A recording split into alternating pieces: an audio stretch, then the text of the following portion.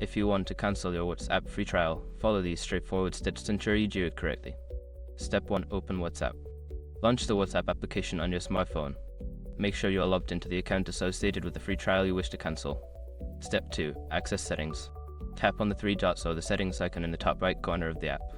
This will take you to the settings menu where you can manage your account. Step 3. Select account. In the settings menu, find and select the account option. This section contains all the account-related settings, including subscription details. Step 4. Manage subscription.